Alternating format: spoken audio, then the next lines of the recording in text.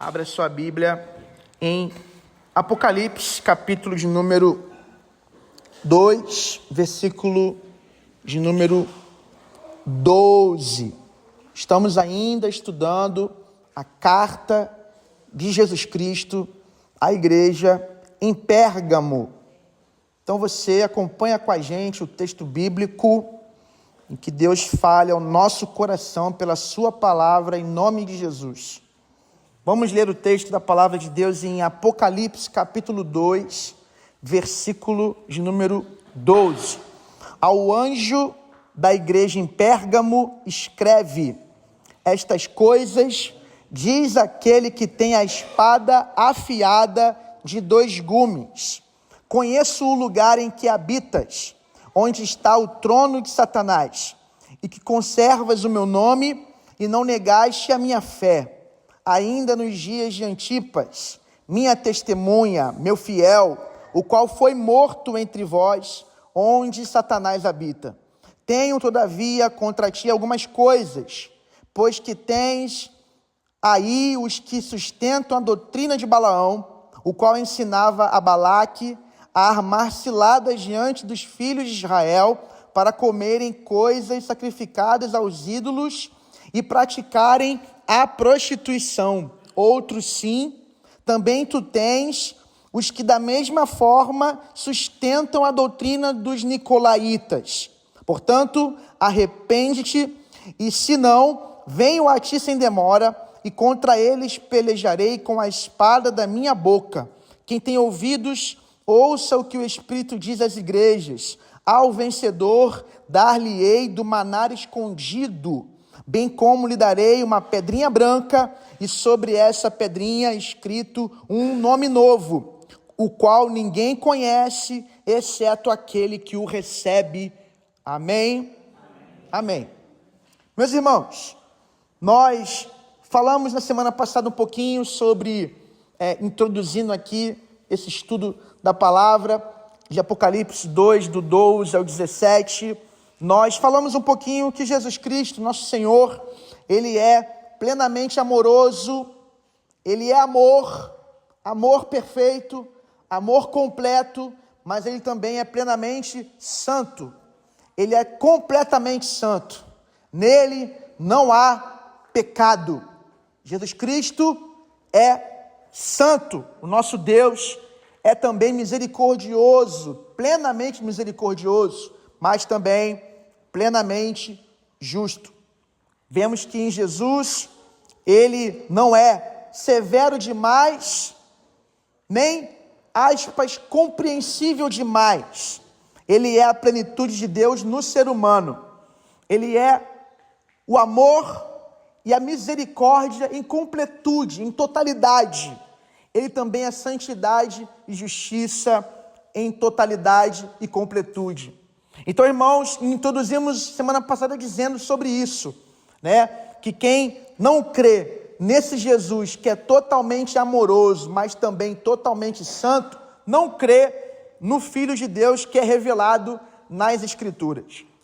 E também olhar a pessoa de Jesus. Você percebeu comigo na semana passada que estas coisas, diz no versículo 12, estas coisas diz aquele que tem a espada afiada de 2 gumes.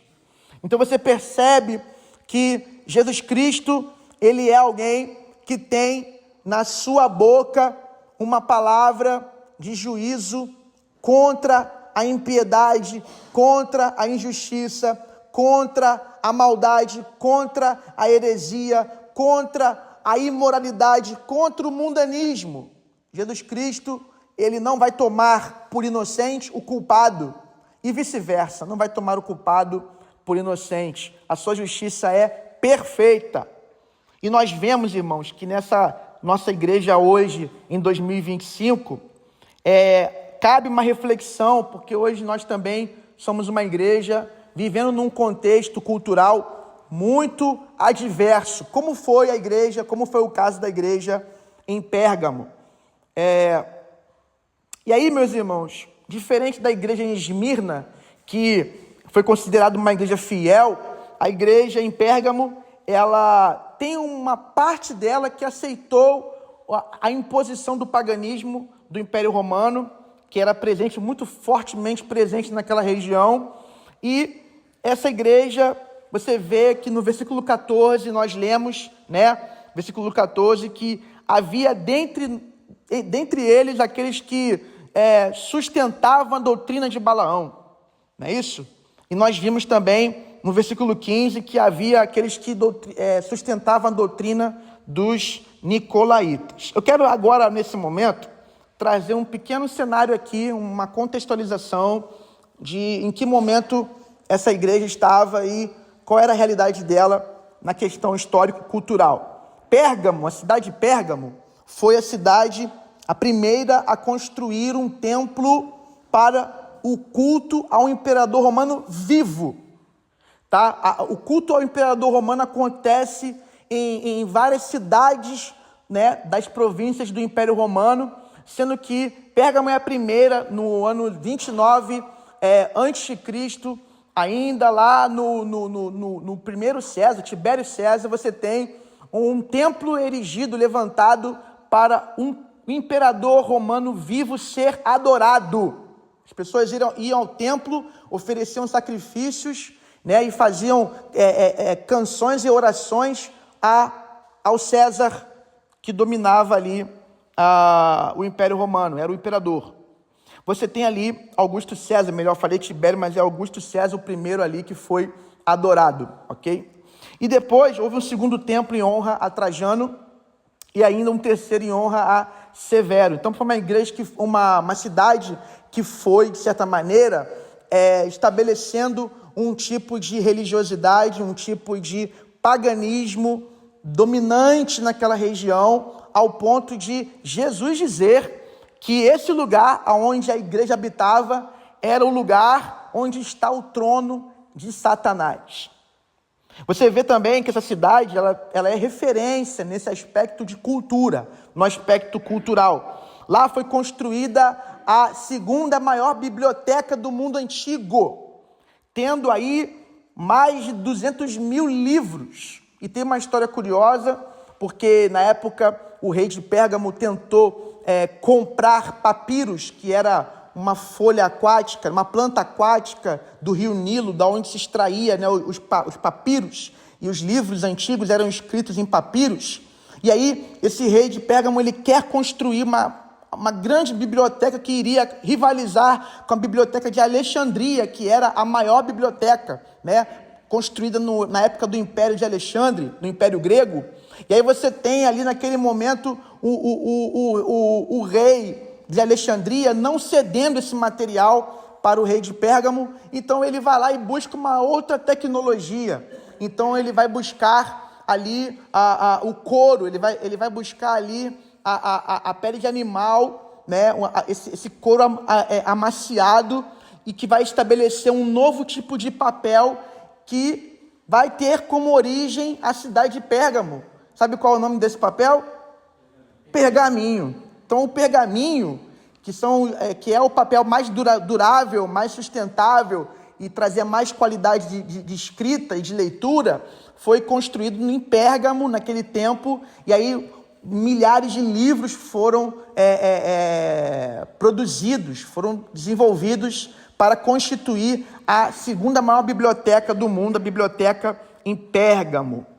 Interessante também, irmãos, perceber que Pérgamo era um centro de cultos a muitos deuses, né? Era um centro de cultos politeístas. Você tinha lá o culto de adoração a Zeus, né? O Deus com D minúsculo, considerado supremo, né? Considerado aí o maior dos deuses da mitologia grega. Você tem o culto também a Atena, a Dionísio, a Asclépio. Asclépio era o deus serpente.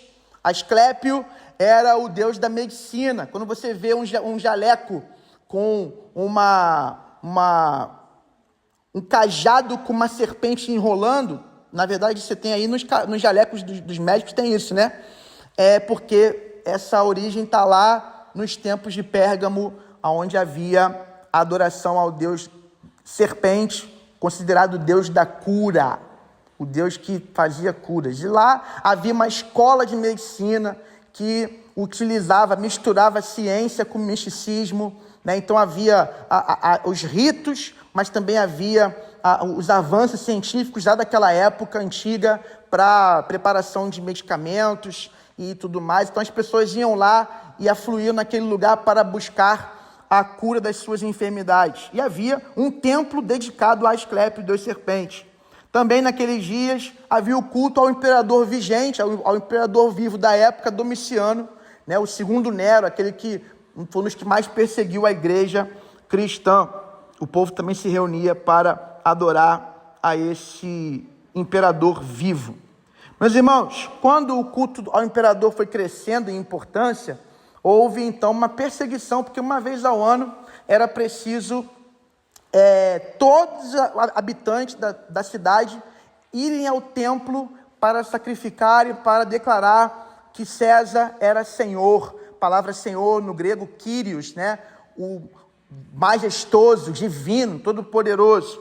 E aí, nesse momento, irmãos, era quando os cristãos que poderiam ter a sua religiosidade, a sua divindade, uma vez que eles não aceitavam entrar uma vez ao ano no templo para adorar César, eles começavam a sofrer perseguição. Assim foi na cidade de Esmirna e também assim foi na cidade de Pérgamo. E muitos foram, então, perseguidos, porque os cristãos verdadeiros negavam que César era o Senhor, apenas Jesus Cristo para os cristãos verdadeiros era o Senhor. Então as pessoas morriam, eram mortas por não confessarem que César era o Senhor e por declararem que somente Jesus Cristo é o Senhor. Irmãos, para que nós não possamos hoje nos alongar, considerando também que não temos ventilação, está calor, e para você que vai assistir ou vai ouvir no YouTube, né? Estamos num culto hoje atípico, sem iluminação, sem energia elétrica. Então nós vamos somente falar um pouquinho sobre o versículo 12 e um pouquinho sobre o versículo 13 e vamos encerrar o nosso culto dessa noite. Amém, irmãos? Então você vê comigo o versículo 12 para a gente poder dar uma caminhada. Hoje nós completamos a introdução, nesse momento completamos a introdução, mas o versículo 12 vai dizer: ao anjo da igreja em Pérgamo, escreve, né? Você já sabe que o anjo aqui é o pastor da igreja, né? O líder da igreja, ele é quem recebe essa carta, mas a carta também aponta questões envolvendo ele, mas envolvendo toda a comunidade. Estas coisas diz aquele que tem a espada afiada de 2 gumes. Então essa espada afiada de 2 gumes, ela aponta para esse atributo divino do Senhor Jesus, que é a justiça, tá bom? Então Jesus, em um dado momento da história, ele vai exercer o juízo com perfeita justiça e ele vai estabelecer sobre a terra a justiça do reino de Deus. E essa justiça vai começar pela casa de Deus.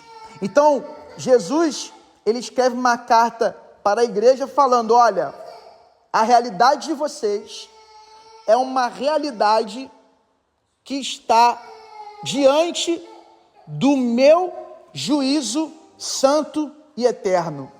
Essa igreja tinha questões que careciam de uma intervenção do Senhor Jesus. E ele fala: eu tenho a espada na minha boca, eu tenho uma espada afiada de 2 gumes, e essa espada ela vai discernir o que está errado do que está certo, o pecado da santidade, vai discernir exatamente a heresia da doutrina santa, da sã doutrina, vai discernir a imoralidade da santidade, da perfeição moral. Leia comigo, abra sua Bíblia aí, com a sua limitação, pega aí o teu celular, ou então pega aí a lanterna.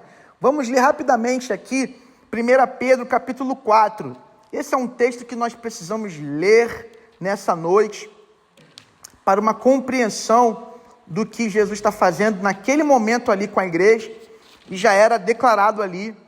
Pedro, né, décadas anteriores, na primeira carta dele, capítulo 4, ele vai anunciar que o Senhor Jesus, que é amor, mas que também é justo e santo, em algum momento ele vai exercer juízo e vai começar na casa de Deus. Leia comigo o versículo 1 de 1 Pedro, capítulo 4, diz assim: Ora, tendo Cristo sofrido na carne, armai-vos também vós do mesmo pensamento, pois aquele que sofreu na carne deixou o pecado, para que no tempo que vos resta na carne, já não vivais de acordo com as paixões dos homens, mas segundo a vontade de Deus. Porque basta o tempo decorrido para terdes executado a vontade dos gentios, tendo andado em dissoluções, concupiscências, borracheiras, orgias, bebedices e em detestáveis idolatrias. Por isso, difamando-vos, estranham que não concorrais com eles ao mesmo excesso de devassidão, os quais hão de prestar contas àquele que é competente para julgar vivos e mortos, pois para este fim foi o evangelho pregado também a mortos, para que, mesmo julgados na carne segundo os homens, vivam no espírito segundo Deus. Ora, versículo 7, ora, o fim de todas as coisas está próximo. Sede, portanto, criteriosos e sóbrios a bem das vossas orações. Acima de tudo, porém, tende amor intenso uns para com os outros, porque o amor cobre multidão de pecados. Sede mutuamente hospitaleiros, sem murmuração. Servi uns aos outros, cada um conforme o dom que recebeu, como bons despenseiros da multiforme graça de Deus. Se alguém fala, fale de acordo com os oráculos de Deus. Se alguém serve, faça-o na força que Deus supre, para que em todas as coisas seja Deus glorificado por meio de Jesus Cristo, a quem pertence a glória e o domínio pelos séculos dos séculos. Amém. Amados, não estranheis o fogo ardente que surge no meio de vós, destinado a provar-vos, como se alguma coisa extraordinária vos estivesse acontecendo. Pelo contrário, alegrai-vos na medida em que sois coparticipantes dos sofrimentos de Cristo, para que também na revelação de sua glória vos alegreis exultando. Se, pelo nome de Cristo, sois injuriados, bem-aventurados sois, porque sobre vós repousa o Espírito da glória e de Deus. Não sofra, porém, nenhum de vós como assassino. Preste atenção nisso, irmãos. Preste atenção nesse ponto. Não sofra, porém, nenhum de vós como assassino, ou ladrão, ou malfeitor, ou como quem se intromete em negócios de outrem. Mas, se sofrer como cristão, não se envergonhem disso. Antes, glorifique a Deus com esse nome. Porque a ocasião de começar o juízo pela casa de Deus é chegada. Ora, se primeiro vem por nós, qual será o fim daqueles que não obedecerem ao evangelho de Deus? E se é com dificuldade que o justo é salvo, onde vai comparecer, portanto, o ímpio, sim, o pecador. Por isso, também os que sofrem segundo a vontade de Deus, encomendem a sua alma ao fiel Criador na prática do bem. Então, irmãos, Pedro está dizendo para a igreja, meus irmãos, o tempo vai terminar e aqueles que não viverem de acordo com a santidade bíblica do Evangelho, aqueles que não assumirem compromisso público com a santidade cristã, aqueles que viverem como ímpios, mas declarando fé em Jesus Cristo, virá juízo sobre eles. Você entende esse ponto? O texto está dizendo que o juízo, versículo 17, vai começar pela casa de Deus. E naquele momento Jesus está olhando para Pérgamo e está dizendo assim: eu me apresento a vocês como aquele que tem autoridade para julgar vocês. E o meu juízo não falha. Irmãos, todo membro do corpo de Cristo tem uma responsabilidade diante do tribunal de Deus que compreende toda a existência. Todos nós um dia vamos comparecer ao tribunal de Deus. Nossas obras serão provadas como que se prova pelo fogo. E não vamos escapar desse julgamento.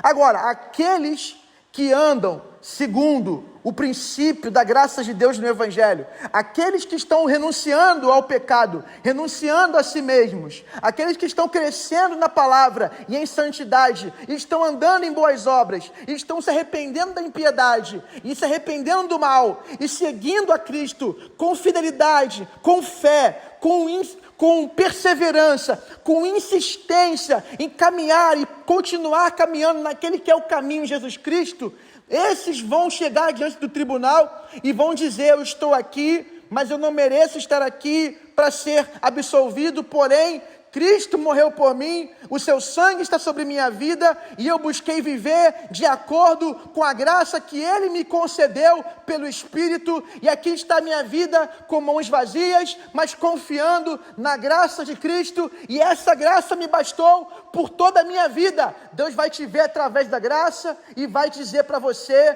que você foi justificado pela obra da cruz, e portanto, sobre sua vida não há condenação. Vinde benditos de meu Pai, porque você decidiu andar no caminho estreito, após entrar pela porta estreita. Irmãos, a vida cristã é uma vida de alta responsabilidade diante de Deus, dos demônios e de toda a humanidade. Nós vivemos aqui, mas temos responsabilidade como cristãos em nossa casa, em nossa rua, em nossa vizinhança, em nosso trabalho, faculdade, nas redes sociais, onde nós estamos, nós somos chamados para viver segundo os princípios e valores do Evangelho.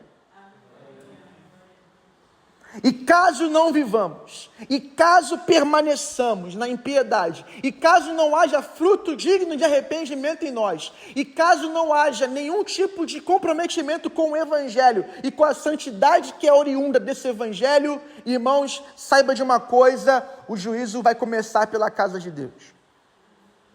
E se Pedro está alertando a igreja que tem gente na casa de Deus que está vivendo como assassino, como você leu aqui no texto, como pessoa imoral, irmão, ele está anunciando: se conserta com o Senhor, se acerte com Deus, resolve esse problema com Deus, confessa o teu pecado. Aquele que confessa e deixa o pecado alcança misericórdia, diz o provérbio. Meu irmão, se acerte com Deus, porque não há esperança para aquele que, dizendo de Deus, vive em impiedade. Viu que seriedade do texto? Versículo 12. Eu iria terminar, na verdade iria caminhar para o 13, mas irmãos, a prudência do Espírito me fala para eu terminar aqui, tá bom? Amém, igreja? Amém. Está sem luz e sem ventilador, eu paro aqui. Recebe essa palavra no seu coração. O Senhor Jesus olha para a igreja em Pérgamo e Ele conhece a realidade dessa igreja, e Ele diz para essa igreja: olha, eu sei qual é a sua realidade, eu sei dos seus desafios, mas nenhum desafio que você está enfrentando e nenhuma realidade que foi colocada sobre você te dá direito de não assumir essa responsabilidade diante da minha presença, da minha glória e da minha palavra. Nós fomos chamados por Deus para sermos santos, um povo separado para Ele, para andar em boas obras. E se nós não estivermos atentos, esse Jesus que é amor, que se entregou na cruz por nós, esse Deus que é misericordioso e bondoso, Ele vai se revelar no dia final, no juízo, como o justo juiz, que não falha em exercer justa punição para o pecador. Não falha em exercer o justo juízo contra aqueles que pecam contra Ele. Meus irmãos, a gente encerra nesse momento, e na semana que vem a gente já caminha do versículo 13 em diante. Talvez aí na próxima semana a gente complete com a parte 3 dessa palavra de Jesus à igreja em Pérgamo. Amém, igreja? Vamos ficar em pé então, em nome de Jesus.